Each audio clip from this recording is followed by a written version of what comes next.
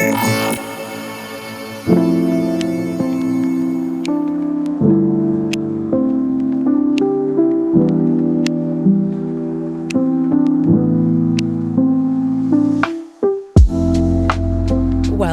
to Inside Out, a yoga therapy podcast. Hello, Sophie. Happy New Year. Happy New Year. So today it's my turn to interview you.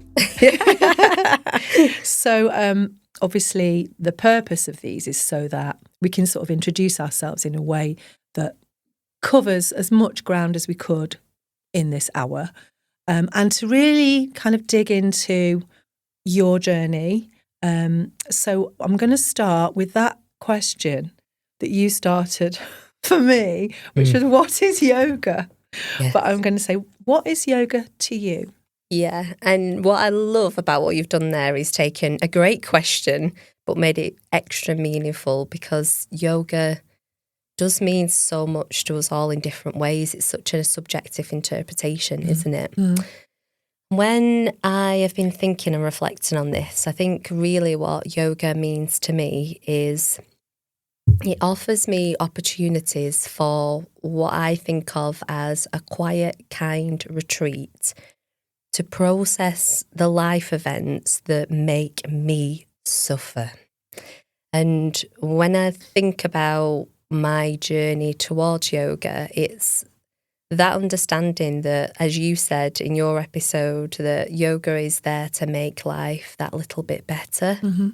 And on the yoga therapy course, something that's really stayed with me was your explanation of the mantra, Om Shanti Shanti Shanti.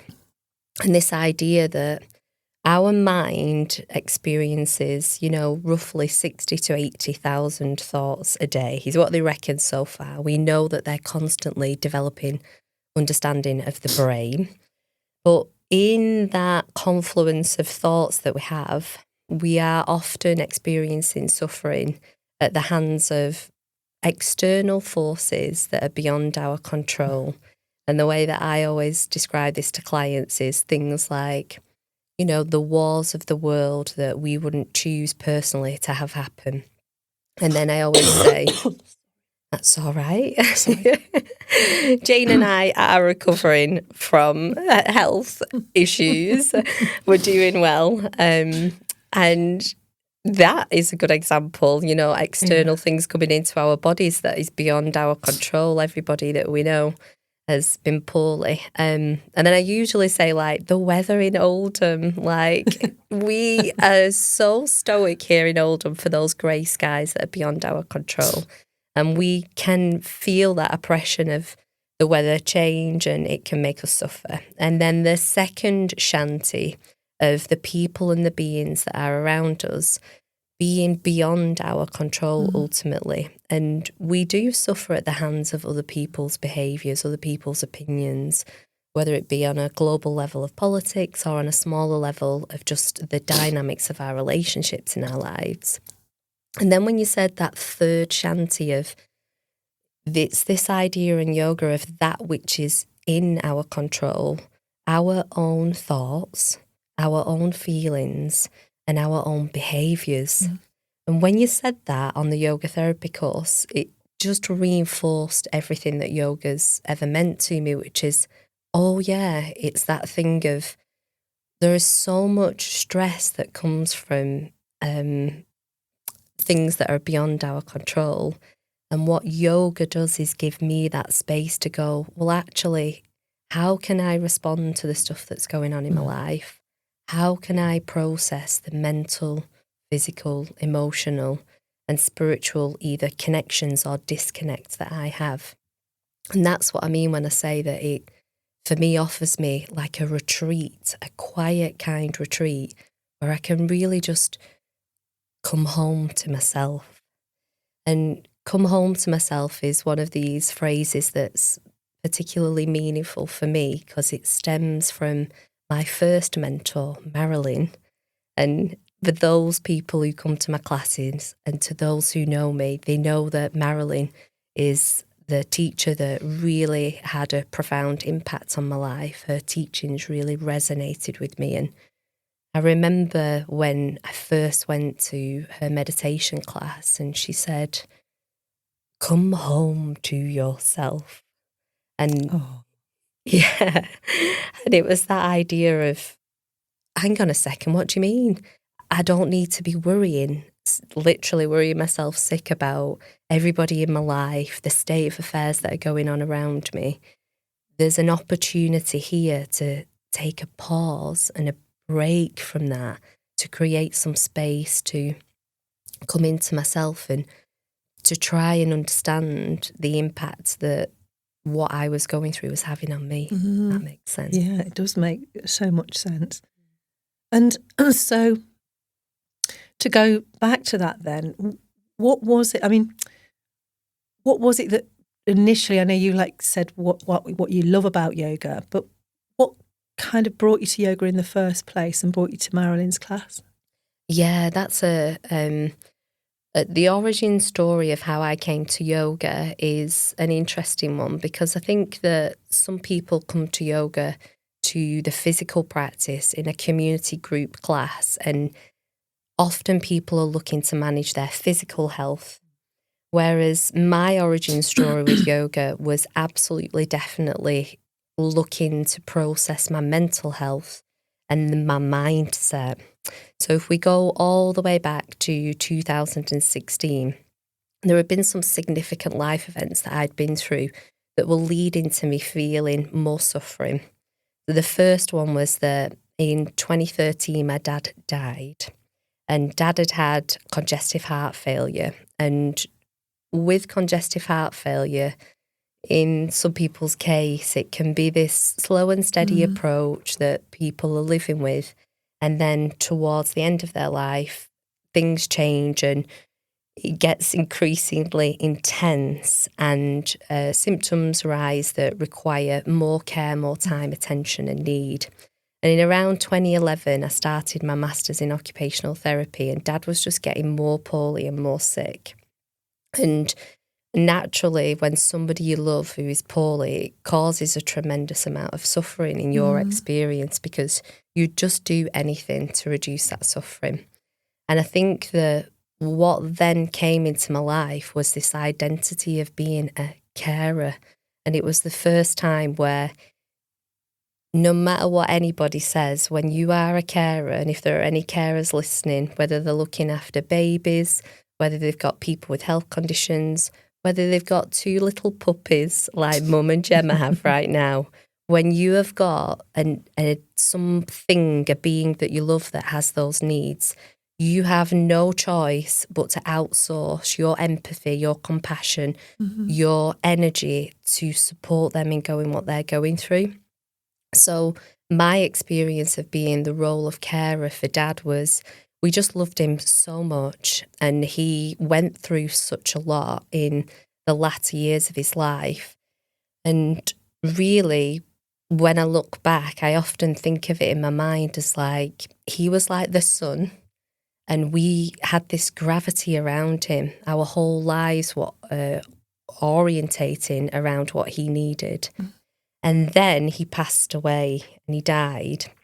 And for me personally, the only way I can describe it is that it was like a light switch had gone out. It was like the light in my life had just changed radically overnight, from us caring for Dad to them being like, well, where's my sense of gravity now? My sense of self felt really lost. I remember feeling like I was an astronaut in space and I had no sense of gravity. And prior to Dad being poorly and dying, I've always been someone who had a strong sense of self. You know, I've come from a background where, you know, morals and values were instilled in me, and, you know, I went to university and was having a great time and studying psychology and knew that I wanted to help people. But that life event left me feeling really ungrounded and feeling like, where do I take my gravity from now if I don't have this person that I love and if I don't have this role of carer? And it just so came to be that in 2013, that's when I finished my master's. I was grieving, I was bereft, and I didn't know whether I was coming or going really. But in the face of that depth of despair and sorrow, I was like, I'm going to get my master's done. Adversity comes, doesn't it, as, if we're honest, a distraction. So I passed my driving test, I got my master's, and then I landed in the NHS.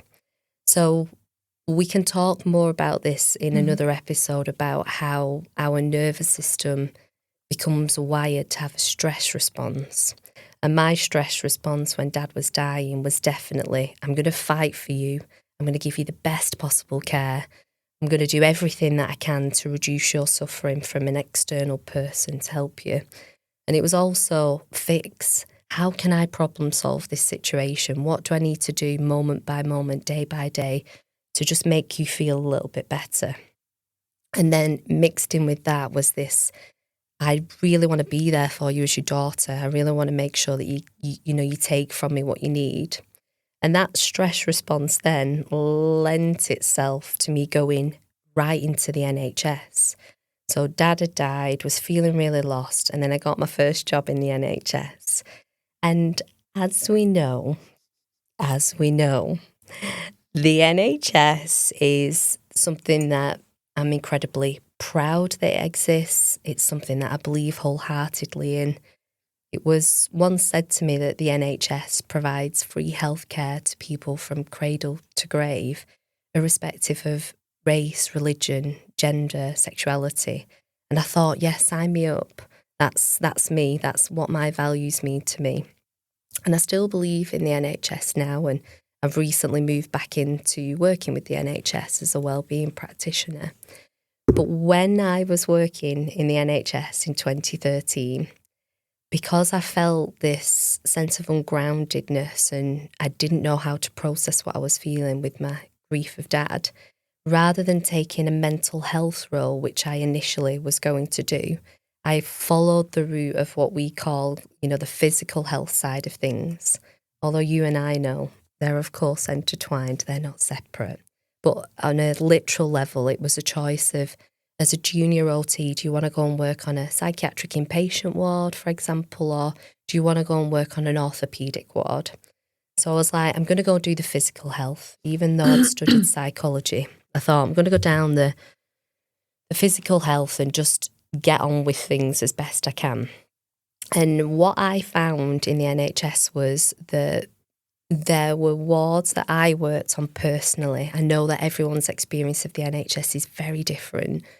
They were often short-staffed, we were overworked, and the working conditions expected us to move I've been thinking about it. What was it that I was struggling with? It was the pace.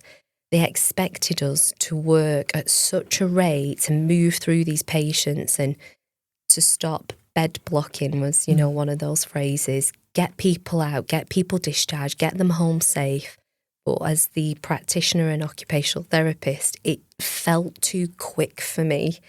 I am somebody who, I want to give people the best possible care. I wanted to move through the flow of my role with all of the integrity that I've got, the compassion, and taking the time to meet people's needs. And whichever ward I rotated round on, we used to rotate every 8 months, I felt like I was a square in this circle. Like the circle was there and, I could meet all of its needs, but I was like this square with these corners that I couldn't find my work-life balance. So in amongst this work-related stress then, on top of my bereavement and my grief for Dad, I was feeling more unbalanced in my mind, in my body. And I remember I just used to get home from work and I was drained. I was totally exhausted, and I'd lie on the couch and that would be my evening, just lying on the couch. Get up next day, rinse and repeat, go back into the NHS, treat the patients the best that I could, learn as much as I could, and kind of do my best, but not having the opportunity to recharge and replenish myself. So then becoming more depleted as each of the weeks were going on. and I'd rotate around and think, well, maybe the new ward will be better. And for me personally, again, I'd struggle on the next ward. I was struggling with the team dynamics. I was struggling with the hierarchy of the team dynamics in the NHS. When I was there was a very strong hierarchy of different roles and different people. And I'd come from a background where there were no hierarchies. Everybody's opinions were always heard and needs were met. And I always operated in a cooperative space. And it didn't feel like that to me at the time. So at that moment in my life, in around 2016, of doing 3 years of rotating round, of grieving Dad and just trying to make sense of life in the world, I remember feeling like my marbles were scattered. And as I tried to gather some in, they'd just drift off elsewhere. So then I'd try and collect these marbles back and they'd drift off. And Mum had a friend of a friend who had work-related stress. And she said, Mum must have said, oh yeah, Sophie's really struggling in the NHS at the moment. She's got work-related stress. And she said, oh, there's a lady called Marilyn who does meditation classes. And you go to her house and she's amazing. Sophie should try her. And I think when Mum first told me, I thought, a lady has people into her own home. Coming from a background of a bureaucratic NHS where there is red tape for a reason, right? But then equally, the flip side of that coin, I'm sure, as lots of professionals and practitioners would agree, you feel like your wings are clipped a bit. Mm. But I remember thinking, goodness, someone would have strangers in their home, but I'll try it because I feel that exhausted and that depleted, I'll give anything a go. And I went to Marilyn's house for the first time, and she lives in this renovated mill. And I remember walking up the stairs and everybody was taking their shoes and their socks off outside of the door. And I thought, oh, that's unusual. Don't do that in the NHS. Yeah, how strange. We would take our shoes and socks off if we was going to a patient's house. So I kicked my shoes and socks off and then walked into this beautiful space that she has, which is her home. And she has these kind of French windows that look onto this pond. And there's this alcove on the right-hand side. And when I turned the corner, there was this huge gold-plated symbol. And I just remember looking at it, and it didn't mean anything to me. I thought, I don't know what that means, but I like it. Great, good. And then next to that, she has this bookcase that filled the entire wall, and it felt larger than life. And there were literally books spilling off of all these different yoga, spirituality books. She loves elephants, books about elephants, just stories that imbue warmth and imbue healing.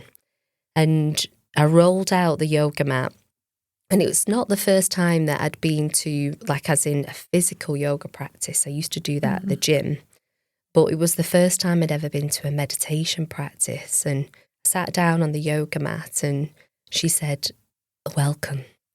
You can do this meditation in sitting, or if you want to, you can lie down. And I just collapsed. I just collapsed on the floor. If you give Kappa an opportunity, they'll lie down. Oh, of course. And we'll talk about Ayurveda doshas at some point. I collapsed on the floor and she had underfloor heating. Wow. I know, the luxury, the privilege. And I remember she said, there's nowhere to go. There's nothing to do, and there's nobody to please or serve. And I can't tell you how relieved I felt, how relieved I felt to be able to be in my body and to have a time out from putting other people's needs before my own. It might sound strange to some people. Yeah, but it's so profound, isn't it? Just that. And it made me realise that I was exhausted. I was absolutely knackered from being on this treadmill of thinking it was my responsibility to help every person without recognising and honouring my own needs. Mm-hmm.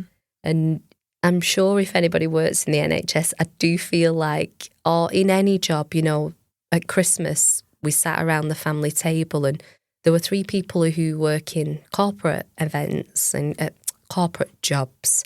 And the way that they were describing their roles and the pressures that are on them. And it's that thing of us being a human being as an employee in a job. Mm-hmm. You know, you need a wee and you don't feel like you've got the time to go to the toilet. You need a drink, your tongue is dry, but you don't feel like you've got the energy and the time and the minutes to go and make a cup of tea. You need a rest. You're just a human resource. Whoever brought that word in. Got a lot to answer for. Yes, you're a battery. Let's go into the matrix. Yeah, it's that thing of there's that much pressure on us in a working environment beyond the NHS. I just really want to honour the fact that I know it's not just people in the NHS. It's just my experience that it's really hard for us to have that space to just be a human being and not a human doing. Yeah. And yoga and Marilyn provided a protocol, a systematic approach to me literally being able to connect into, as Marilyn would say, how are you feeling? How are you really feeling? And it's that thing, isn't it, of, yeah, I'm all right, I'm okay. And, you know, you kind of get on with things. I'm fine. Yeah. And for older generation, that idea, I speak a lot with my one-to-one clients, the idea of pull your bootstraps up, that thing of stiff upper lip and, you know, just get on with things. Yoga gave me the opportunity to connect into my sense of self as it was at that time. And what I was met with was what I was really experiencing, which was, I'm really, really sad that Dad has died. I'm bone achingly sad every day that we went through that experience. And I'm also struggling in this working environment where I just don't feel like I'm fitting in. And it was the first time where I started to question that maybe it wasn't me, because for those years of me being in the NHS and being around different climates, cultures and conditions, I was thinking it was me. I felt like I was a failure. I felt like if I work harder, if I can work faster, if I can be better at, in a classic thing, time management and prioritization, maybe I can thrive in this role that I've got a passion for, but I just don't feel like it's working. And yoga allowed me to step into my perception, which was, this is making me poorly. I feel poorly. I'm not well right now in my mental health. I'm not finding my balance. And then it also gave me perspective.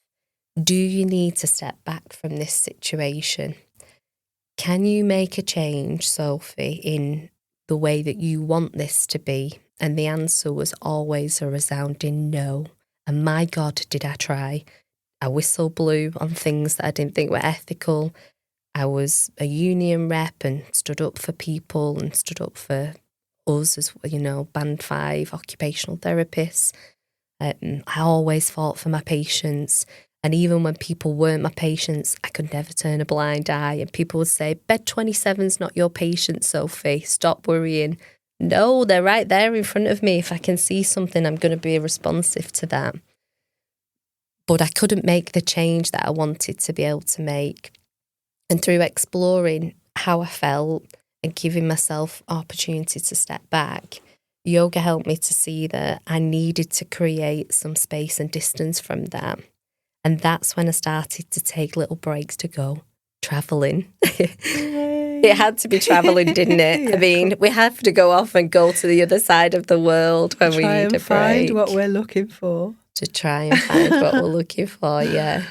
Yeah, thank you for sharing that. It's really emotional. And I think it will resonate with so many people. It certainly speaks to me, and I really appreciate what you said about your dad, and the attachment we have to our parents, if we're fortunate that's been a really good journey, then that ending is just as important, isn't it, for us to be present in that. And you obviously were, but it takes its toll, and I don't think that there is enough support for people when they're grieving, because culturally we don't have that in our culture. If you look at some other cultures, the whole process of people dying and going through that with them and taking them on that journey, and you going on your journey. And I think I was a bit luckier because I did have yoga when my dad died. And it was still hard, but it gave me, like you were saying about the anchoring quality, the things that you were asking yourself, I could keep coming back to that. And yeah, and also I hear you with the whole work thing. And as a woman of a certain generation, I think you might not think you are, but you are a people pleaser. And so when you go into those environments, you find yourself feeling like, well, it must be my fault. There must be something wrong with me. And it's so heartbreaking whenever I hear it, like I hear you say it, and I hear so many other, and not just women, but it's just something that I think we do tend to do more. And I don't know about this current generation. I don't know really.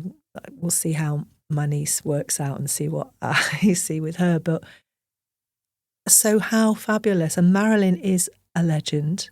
Isn't she? She really is. And I always remember people talking about her. And then she came and she did a workshop at one of my studios when I had the Yogashala in the Northern Quarter. And it was so brilliant.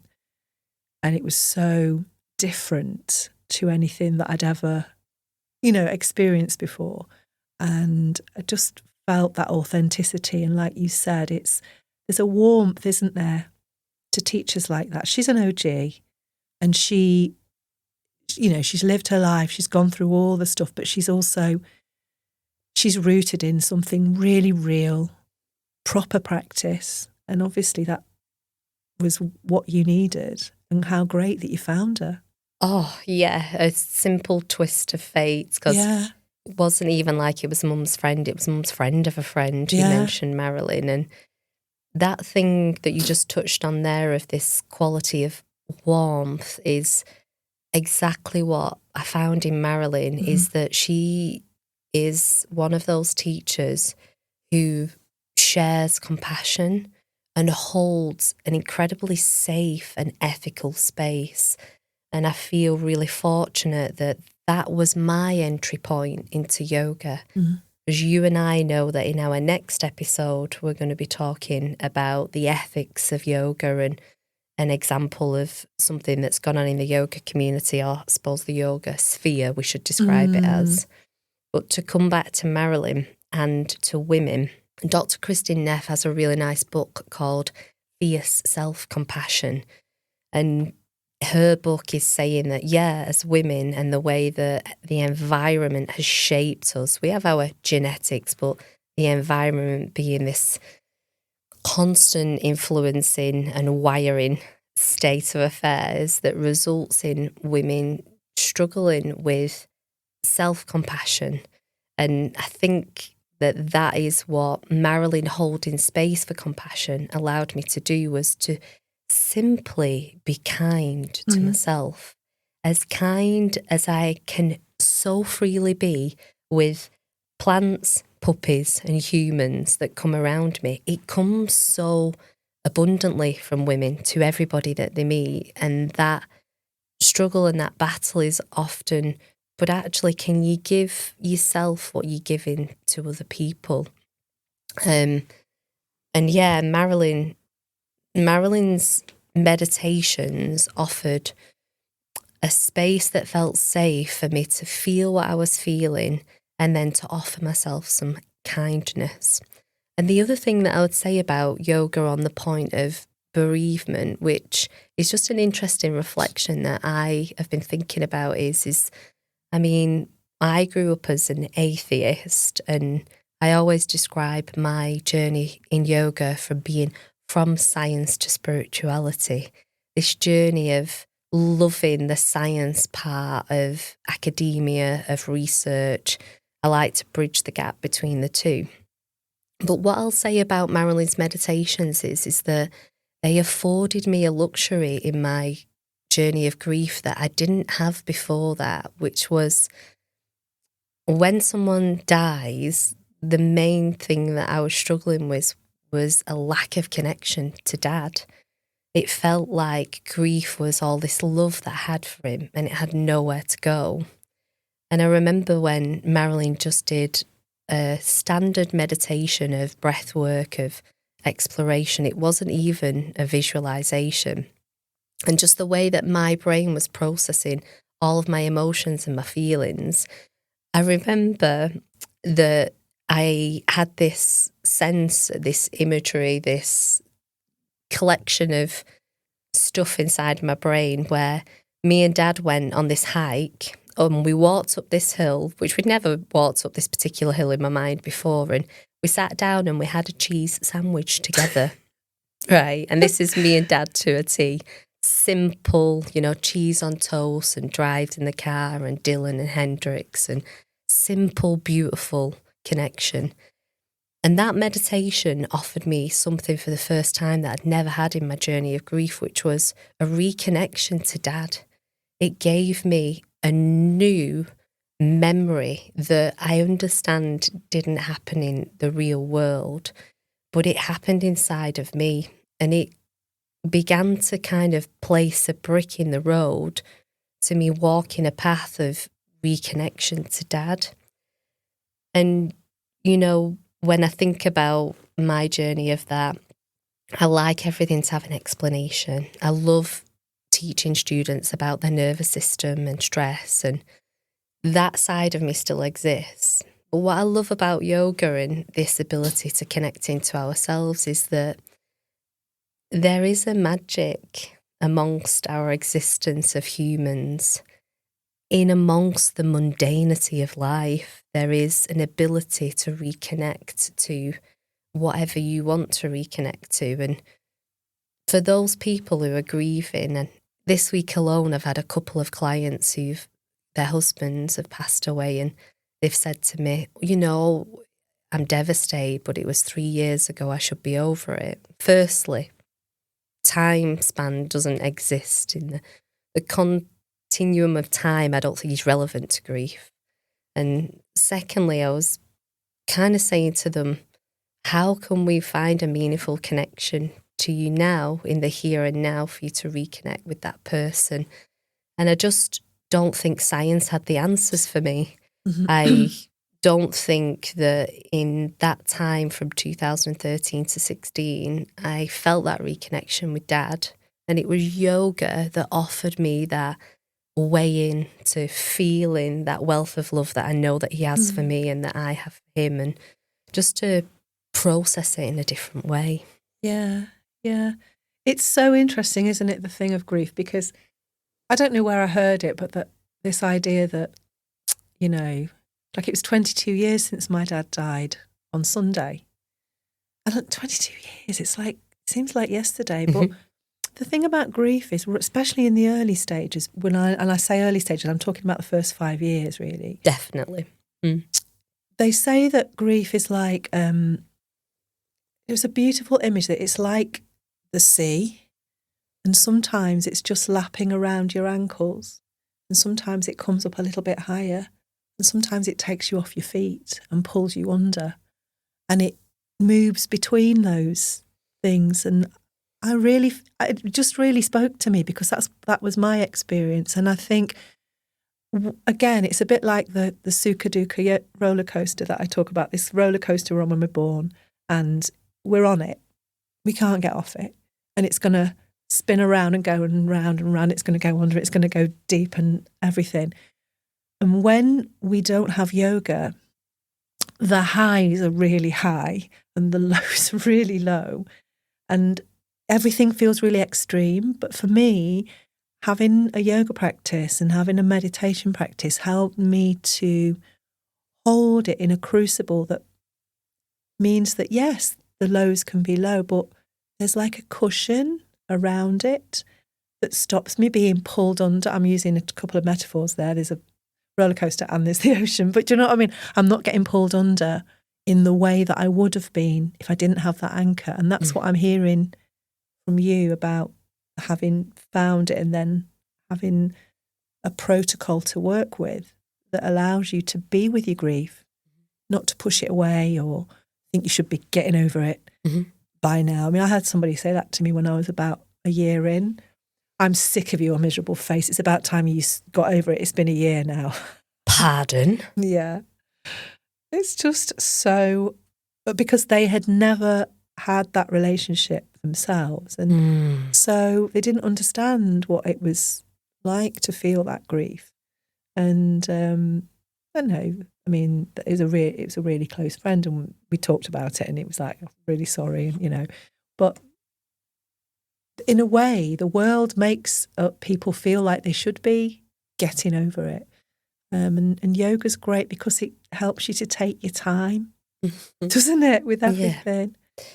Yeah, and even from the point of view of this idea of however people want to think of the be here now, you know, this idea of being in the present moment. For me personally, you know, when we think about the navigation of our thoughts in our mind, they either drift to the past and ruminate and go over and over the past, or we also know people who drift to the future and they worry about the endless to-dos and the what-ifs in life. And, you know, I always say this in my classes, let's start by noticing where our mind is, where your thoughts. Let's get rid of this idea that yoga is about emptying your mind and just give yourself a second to actually tune into the story of your mind. Is it in the past? Is it in the future? Is it a mix of the two? And for me, I'm a past girl. Wow, do I like to go over the past over and over, different you like nostalgia? directions. It's nostalgia and Inside Out too. It's coming in through the door. It's too early for you. Yes, that's so funny, yeah. Just hang on a second. You need a break. You need a cup of tea and a biscuit, nostalgia. Sit down. 100%. My brain is very much past-based and that rumination of going over and over and over. And I also just want to honour the fact that when you're a carer, you see things and you feel things so viscerally because you're connected to that person, that those memories do go into the brain and they do come back to try and get you to understand how that occurred, why that occurred, and could you have done things different, etc. So they're real memories of pain, aren't they? And I think what yoga helped me to do was that, like you said, that anchoring into this idea of, but actually, where are you in this moment? Right now in this moment, can you bring your mind here into your body? Can you feel your breath? And can we move through a meditation that allows you to understand that although that is true, that did occur, it's in the past. And although we don't know what's going on in the future and what's to come, what we do have is this particular moment. And the skill of that allows such a reprieve from the endless torture of your mind, doesn't it? It does. It really does. We could go on with this all episode, but I want to move on to, if it's okay with you, how when you started to take yoga into your life and it's become a really integral part of your life, how did then that affect your journey after? You know, there's the BY and the after. There's like the before yoga and there's the after yoga. So what happened after that? Yeah, I would say that yoga allowed me to connect into the fact that I was feeling the way I was feeling. And one of the things that was a predominant feeling for me was fear. So it was the fear that I wasn't going to feel reconnected to Dad, fear that I wasn't fitting into the NHS, fear that the life that I thought I was going to have wasn't going to happen. Because in amongst all of this, I had a very long-term relationship end. And again, if anybody's been through heartbreak, you know that affects your sense of self. And I think what then happened was I allowed myself to consider that just beyond the fear was something else. And that's when I started to begin to enjoy travelling, to take time out to immerse myself in other people's cultures, to travel the world, to give myself permission for joy, and to give myself permission to have a good time, to stop worrying about other people. And for me, I did need to do that. I needed to quite literally leave the country to stop worrying about patients and family, etc., to connect into myself. And then what then happened was we went to a retreat with Marilyn in the French Alps. And on this retreat with Marilyn in the French Alps, she told this story about a doggy. She told us a story about a doggy. She said there was a little doggy who got adopted by a family. And in their family home, there was a garden. And in the garden, there was a fence. She will have put it way more poetically than I, but essentially she was saying every day the doggy went out into the garden, and one day the doggy could smell a scent that was beyond this fence. And every time he got the scent, he would wag his tail, go up to the fence, and then he would get an electric shock. And then one day he went out and he was being fed, he was being looked after, he was being watered, he was being played with, go out to the garden every day, and then he could hear a sound, and he heard the sound, and he went up to the fence and he got an electric shock. And then the next day it was that he could see something. The idea was that every day this doggy was going out into the garden and would get this electric shock. She built this story up, and I remember I could hear like the cowbells kind of clanging in the background of the French Alps, so lay down and meditating. And then she said, and one day the doggy went out and was like, I need to know what's beyond that fence. So he jumped the fence, got an almighty shock, and then landed on the other side of the garden. And she said, the fence is fear. And just beyond fear is magic. What would you do if you weren't afraid? And this story has always stayed with me because it made me realise that I needed to change my life. I needed to leave the job that was causing me suffering. I needed to take a different route in my life. And afterwards, when we were eating food together and everyone was talking about fear and the impact that it has on our lives, and I think this is why the yoga community space is so important, these kind of conversations that you can have with like-minded people and people who are feeling open to having these conversations. And I remember saying, I would quit my job, I think, if I wasn't afraid. And I was just saying to Eddie, our videographer, just before this episode, Marilyn is like an OG yoga teacher. She's very like mysterious and mystical. She is. Yeah. And I said she reminds me of Yoda. And Eddie said, well, I hope she doesn't speak like Yoda. And I said, she does. So, we're friends now, and I'll go to her and I'll talk to her about all sorts and take things to a table of interest, and she'll say, is it? And then I go on for a bit longer, and then she says, does it? And she's one of these kind of teachers. She teaches you a lot with very few words, and isn't the teacher that bears her own soul. Anyone who knows Marilyn will know what I mean by that. And I said to Eddie, she didn't have a choice. I kicked the door down and made her my friend. And then now I've got you and you're on this podcast with me. There's a bit of a pattern there. There's a pattern. If I respect and have reverence for somebody, you're going to be my friend, basically. But yeah, Marilyn was never that teacher who gave direct advice. So after this story, and I'd said, I think if I didn't have fear in my life, I'd quit my job and I'd teach chair yoga to people in care homes. And she leant forwards and said, well, do it. And I was astounded. I couldn't believe it that she had such passion and that she gave me such direct advice. And I thought, right, then fair enough. If Marilyn thinks it's a good idea, then it's a good idea indeed. And that's when I dropped to being part-time in the NHS and started to teach yoga in community classes. And as soon as I started to teach yoga in community classes, I knew that I wasn't going to be the girl who does the hot yoga in the gym. Because if you think about my journey to yoga, it wasn't actually through the physical path.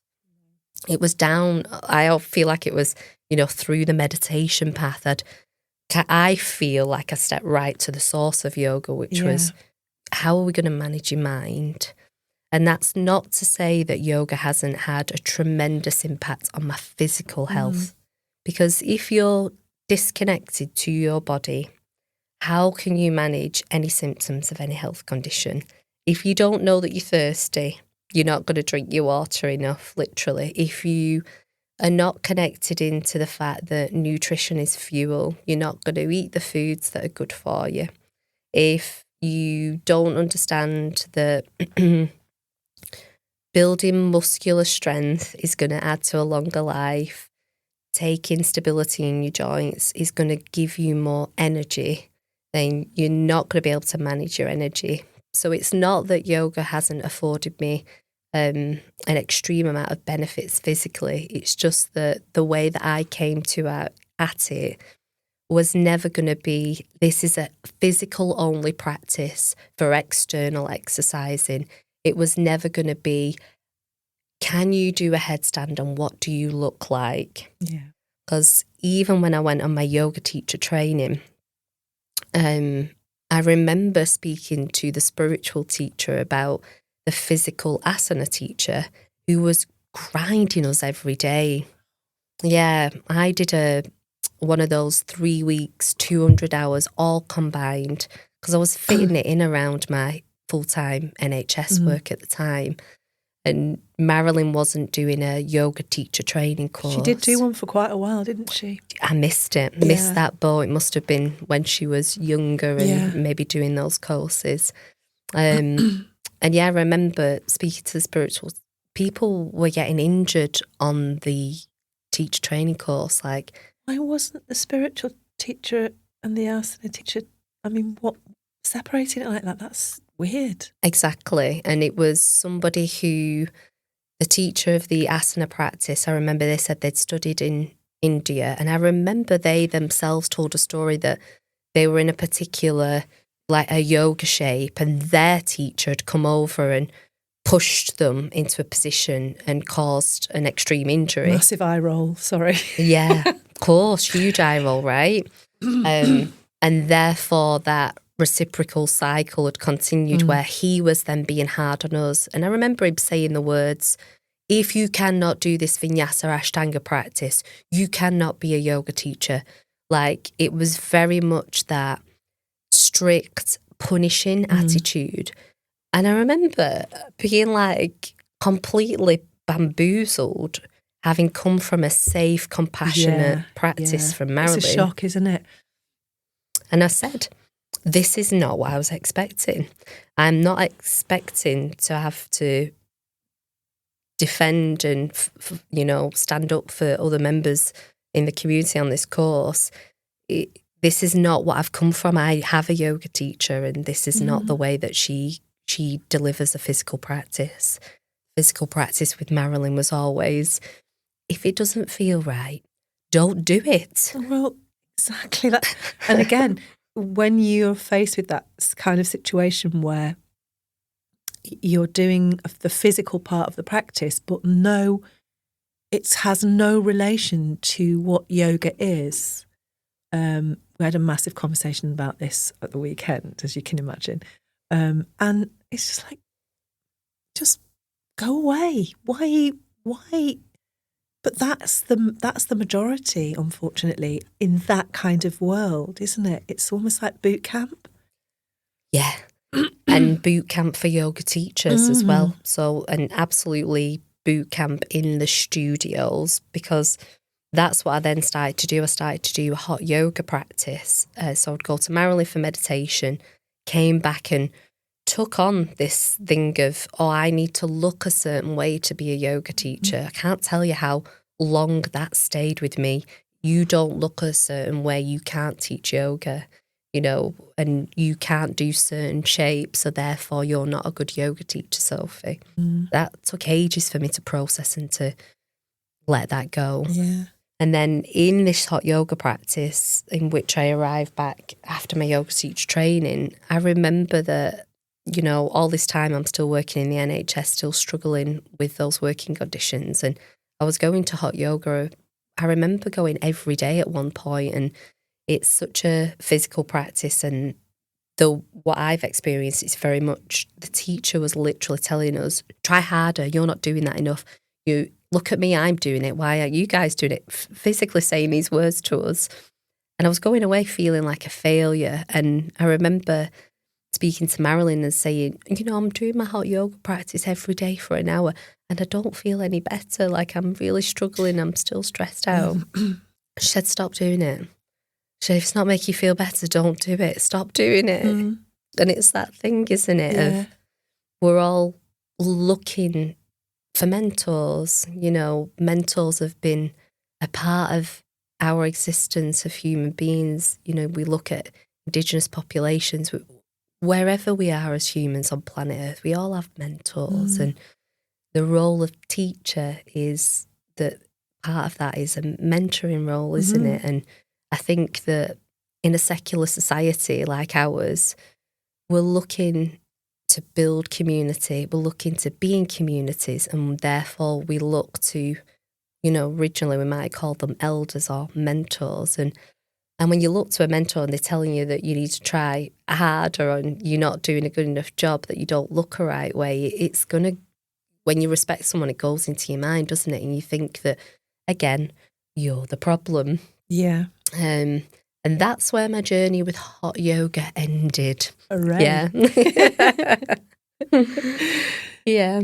Oh, just so sad. And I think, like right now, I am trying not to go on social media too much for obvious reasons. But it just keeps coming up again and again that the fact that we, in our communities are looking for mentors, looking for guidance, looking for someone to maybe help us when we're in that place where things are a bit sticky, means that there is so much bullshit out there that people will just go for because they think, oh, well, they seem to know what they're talking about. Because anyone can sort of dissemble, they can present themselves as an expert. Everyone's an expert. It's like that, the thing that I sent you about the, every influencer ever, every health influencer ever, that thing of, I can help you, but don't bring everybody else down, good vibes only. It's not always that extreme, and it's often more insidious than that, but it just does mean that so many people are not fortunate enough to have that first contact with yoga, which is for you safe, supportive, helpful, giving them a way into a way of living that is better, because they end up just feeling not enough, and then they end up going, oh, I'm shit at this, I can't do it, I'm not going to go to yoga anymore, or worse, getting traumatized by it and being re-traumatized by situations that and are so physical horrible. injuries. And physical injuries as well. Literally, people get physical injuries going into yoga. Yeah, or exacerbating existing things that are going on because the teacher hasn't perhaps, checked in. I don't want to diss the whole of the yoga world, but, that's like you say, I think it's like every profession. There's good and bad in every profession. I've always said that. Yeah, exactly. We know the good as well. People used to mention like doctors. It's like, there's good and bad in every profession. And then any other role, OTs, physios, whatever, like yoga teachers, there's good and bad and there's flip sides to the coins to everything. And I think we want to hold space for exploring both sides, don't we? We do. So you did your teacher training and you're trained to do the teaching. So now what are you doing? Where are you now with all that? Yeah, so what happened then was I started to go part-time, and then in 2022 I decided I wanted to do things on my own terms. I'm the type of personality, I'm the square that needed to escape the NHS to just explore being a full-time yoga teacher. And in that time, I had come across this term of yoga therapy. And obviously, being an occupational therapist and studying yoga myself, I started to find that I was getting really good results working with patients when I was sharing with them the yoga tools that I had at that time. And yoga therapy had maybe just popped up in like an article somewhere and saw it somewhere else. And immediately I just intuitive was like, well, obviously that's going to be my next step. Clearly I'm an occupational therapist sharing yoga, I'll do yoga therapy. And then a simple twist of fate brought you into my life because you were going to do your yoga therapy teacher training. Where was that? The originally it was going to be at Manchester Buddhist Centre at Bodywise. Yeah. And as it came to be, they couldn't offer you the space. So you then approached Nurture, and then I was a yoga teacher there, saw it pop up on Instagram and was like, yoga therapy, here we are. And yeah, it just arrived and was like, this is absolutely what I want to do. So I'm now running my own business, being a full-time yoga teacher and getting to share with different parts of the community my version of yoga from my lineage, which was Marilyn, and therefore is now you and the Mohans with Svastha Yoga. So in the past couple of years, I essentially was thinking to myself, the NHS is free for all, as in anybody can walk through the doors and access it. How am I going to provide that in my community? And that's why I had the idea to set up Move Heal, a community interest company. So the idea is that I go to funders and ask for money so that I could provide free yoga to people in the community. And like we've just been discussing, it's obviously accessible yoga. So I teach a lot of chair yoga for people over 60s. And then I've got some free pregnancy yoga classes and some free mat classes. And I like to try and reach into just places in Oldham where the people say things like, well, I can't do yoga. And I say, yeah, you can. Well, I can't afford it. It's free. And this current phase and chapter of my life with yoga therapy has just been really about pulling together all of the tools that have helped me to make sense of my life, to rebuild that sense of self, to find my balance mentally, emotionally, physically, and to connect into my spirituality. And as we know, it's not a destination, it's a journey, isn't it? And every day you and I do our yoga practices because there's constant sources of stress in modern life and in our existence of being a human. And what I really wanted to do was to share those tools. And the yoga therapy course has just been, it just came at the perfect time where Marilyn wasn't teaching face-to-face and I was feeling a bit lost for a mentor and for a path. And I studied Marilyn's work to the nth degree that's available to me to study. But I needed kind of the next thing. And yoga therapy has just given me, again, a new set of protocols, a new level of understanding and introspection in myself and my own practice. But then how can we apply that to health conditions? So the disorders protocols are just so useful. And that's why I want this podcast. The whole entire point of this podcast, to sit down with you as my mentor, is to share the tools that have come from Svastika Yoga, that have come from your life journey with people, because they're practical, they're no nonsense, and they have seen, as we know, they give tremendous benefits to us and to the people that we come across. Brilliant. Thank you. Oh, that's so lovely. It's so delightful to be here with you and to hear your journey from before, but also to have seen your journey with us on the course, and you're just going from strength to strength, and it's a delight, and I'm so happy for you. And so thank you for this today. I hope you've enjoyed sharing your story, because I know you were a little bit worried about talking about yourself, but you did very well. It's just unusual. I think know. As a therapist, you're so used to holding space for other people, and I think my journey has been a little bit of Marilyn's magic, and I bring that as much as I can, but also it's so helpful to share with people your example, so that they can process that and make their own sense of it. Yeah. But it's when the shoe is on the other foot, it makes you realise, that's for sure. It does. So thank you everyone for listening, and we hope that it's been a useful session to hear Sophie's story and get a little bit more of her background. We still would love it if you had questions or anything you want to ask us. And next week we've got the beginning of an interesting little sort of theme, which I think we're going to try and dig down into a little bit, aren't we? Yeah. I can't wait. Looking forward to it. So on the next episode, we are going to be discussing it's the BBC Sounds podcast called Bad Guru.